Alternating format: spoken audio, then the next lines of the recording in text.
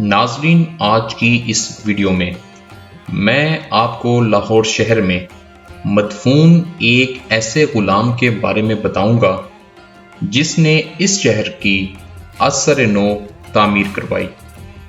یہ شخص کون تھا؟ اس کا سلطان محمود غزنوی سے کیا تعلق تھا؟ وہ اس وقت کہاں دفن ہے؟ اور اس کے مقبرے کے قریب ہی آخر یہ تاریخی عمارت کون سی ہے؟ یہ سب کچھ جاننے کے لیے اس ویڈیو کو آخر تک لازمی دیکھیے گا۔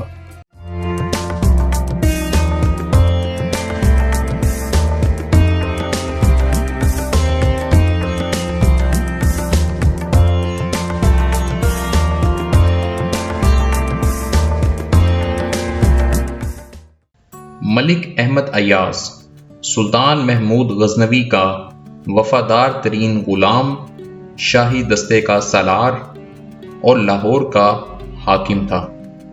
تاریخ میں اسے الیاس اور ایاس بھی لکھا گیا ہے۔ زیادہ تر مورخین اسے ایک ترک بتاتے ہیں، جبکہ اس کی کنیت ابو النجم تھی۔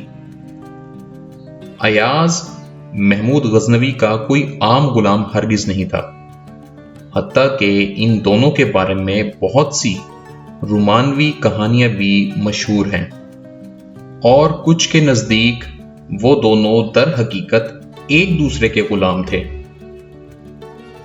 ان دونوں پر بہت سے شعراء نے لکھا ہے۔ علامہ محمد اقبال نے انہی دونوں سے متعلق شکوہ میں شہرۂ آفاق شعر کہا ہے: ایک ہی صف میں کھڑے ہو گئے محمود و ایاز، نہ کوئی بندہ رہا اور نہ کوئی بندہ نواز۔ ایاز سے متعلق فارسی ادب میں بہت سی حکایتیں بھی موجود ہیں۔ کہا جاتا ہے کہ جب تک سلطان محمود غزنوی زندہ رہا، اس نے ایاز کو مرکز میں اپنے پاس ہی رکھا، لیکن اس کی وفات کے بعد اس کے بیٹے سلطان مسعود نے اسے اپنے بیٹے کے ہمراہ لاہور بھیج دیا۔ ایاز ہی کو لاہور کا پہلا مسلمان حاکم کہا جاتا ہے۔ وہ اس شہر میں کب آیا، اس سے متعلق مورخین میں اختلاف پایا جاتا ہے۔ زیادہ تر کے نزدیک وہ 1036 کے لگ بھگ لاہور کا صوبیدار مقرر ہوا۔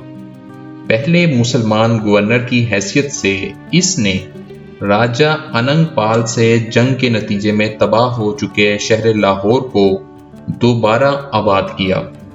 اس نے اس شہر میں متعدد اہم خصوصیات کو شامل کروایا، جن میں ایک مضبوط قلعہ اور شہر کے گرد دیوار شامل تھی، لیکن یہ موجودہ دیوار یا قلعہ نہیں ہے۔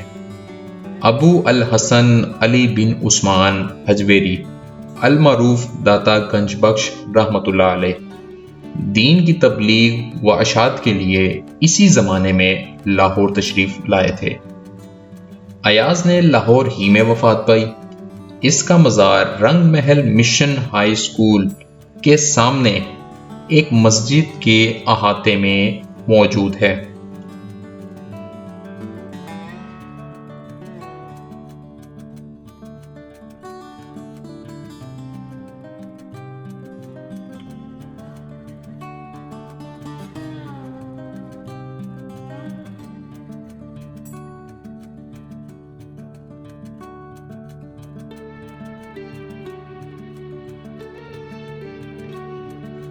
کنہیا لال اپنی کتاب تاریخ لاہور میں لکھتے ہیں: اس مزار کے ساتھ بہت بڑا احاطہ اور باغیچہ اس کی ملکیت تھی، جو کہ بسبب گزرتے عرصہ دراز کی جاتی رہی۔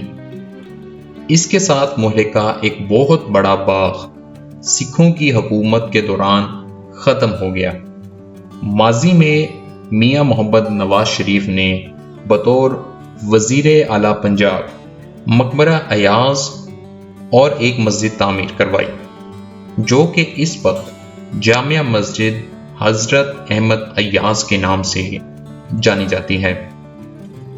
مسجد سے چند قدموں کے فاصلے پر ہندوستان کمرشل بینک کی ایک تاریخی عمارت موجود ہے جسے 1805 میں قائم کیا گیا تھا۔ یہ بینک ہندوستان کے ابتدائی بینکوں میں شامل تھا۔ اس کی پہلی شاخ امرتسر میں کھولی گئی تھی۔